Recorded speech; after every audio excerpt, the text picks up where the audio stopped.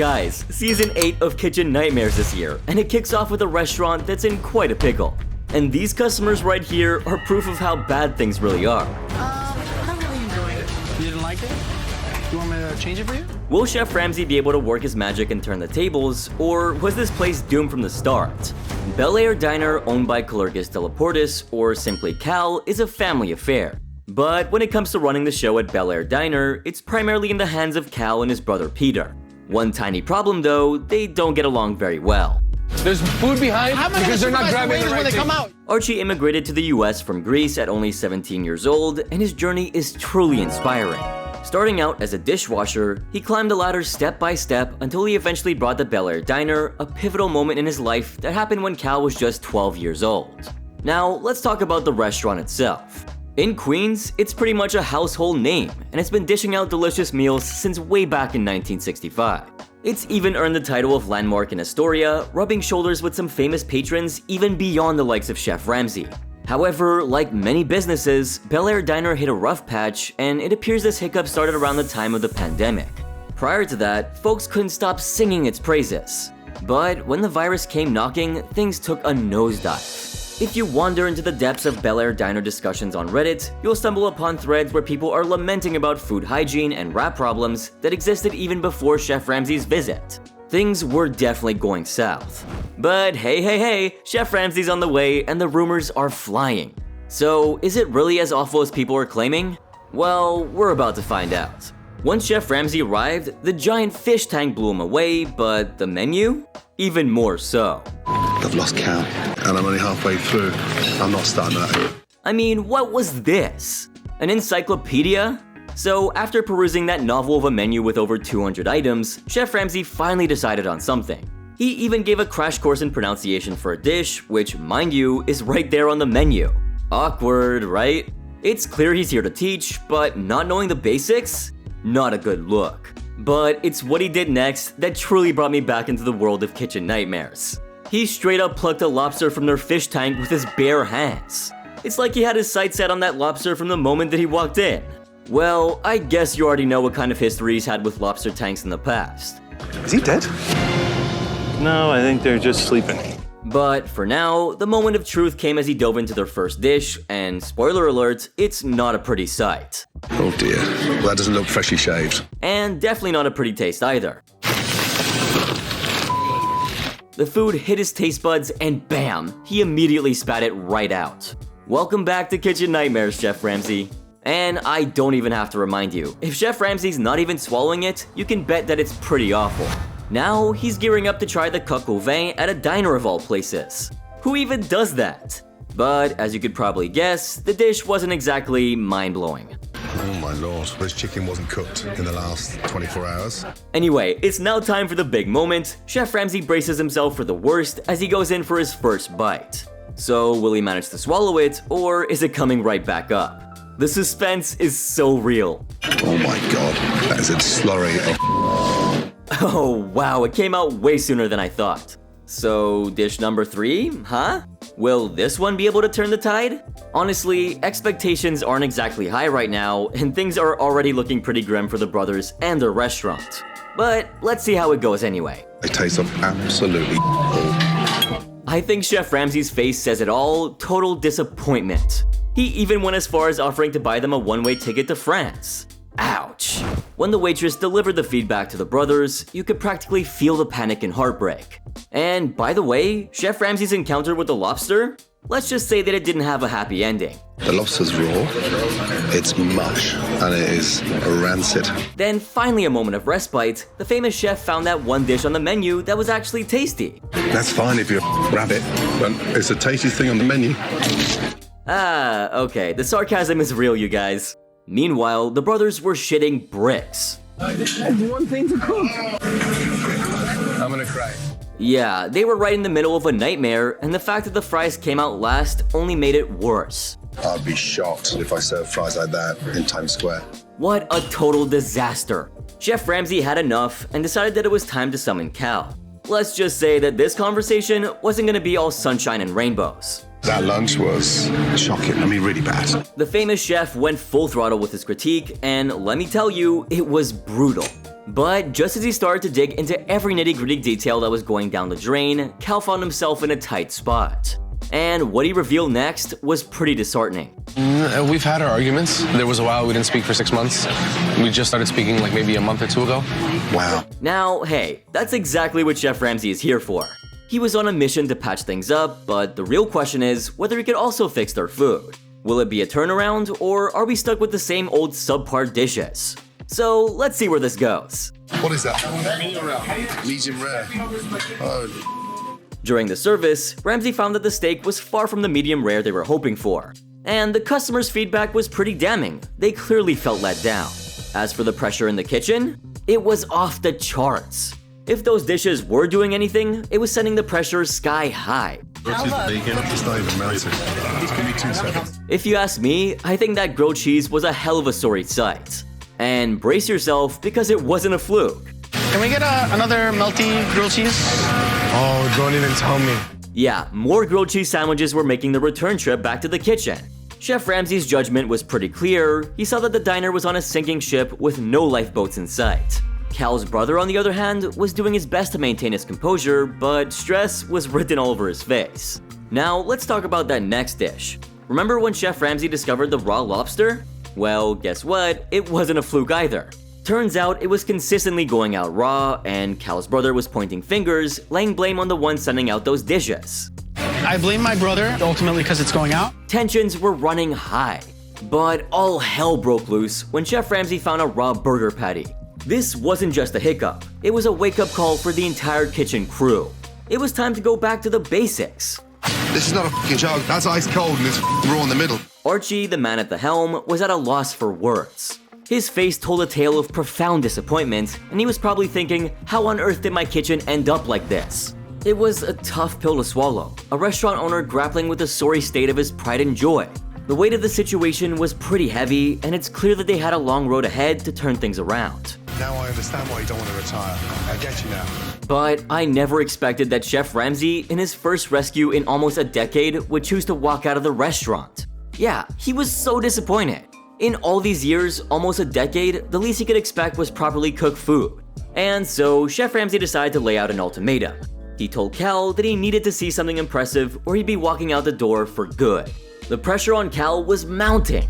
Things were spiraling really quickly, and he knew that this was a make-or-break moment. Why would you give that to me? Why wouldn't you check? You have to be better. Meanwhile, Chef Ramsay was on a mission to unravel the mysteries that lay beneath the restaurant. And what he was about to uncover is bound to leave you shocked. Had it been me, I'd think twice before taking the plunge. Well, of course he wasn't expecting anything to be in pristine condition, but nothing prepared him for the absolute neglect that he was about to witness. It's like a scene out of Saw. It was a damn disaster zone. Seriously, it was a hot mess down there, and you could practically smell the trouble. No wonder the dishes were on a downhill slide and the restaurant was sinking. Basic hygiene was a complete afterthought. Chef Ramsay didn't hold back with his reaction. He straight up declared it's like a scene straight out of Saw. And you know what? He's got a point. But what he stumbled upon next was nothing short of stomach churning. That basement was a never-ending parade of disgust, a place where cleanliness went to die. Despite that, off he went, bravely cracking open the refrigerator, but the look on his face said it all. Ramsay wasn't just seeing the flaws, he was knee-deep in them. And I guess this is one investigation we're all watching through our fingers. Oh, the smell. Nothing labeled, everything uncovered. Good grief, this is beyond revolting, like for real. What Chef Ramsay stumbled upon doesn't even resemble food in the slightest. And I can't help but wonder, have they always been dishing out this stuff to their customers? The famous chef wasn't about to back down now, so he kept peeling back the layers of this culinary nightmare, but honestly, there seemed to be no end. This is a whole new layer of grim, and Chef Ramsay's reaction mirrored my own. Utter disbelief and a strong urge to dump our brains in a bucket of bleach. But I'm sure that the big question on everyone's mind is how deep does this rabbit hole go? Oh man, this situation was beyond terrible. Did they never bother to inspect this place even once? What in the world have they been storing there?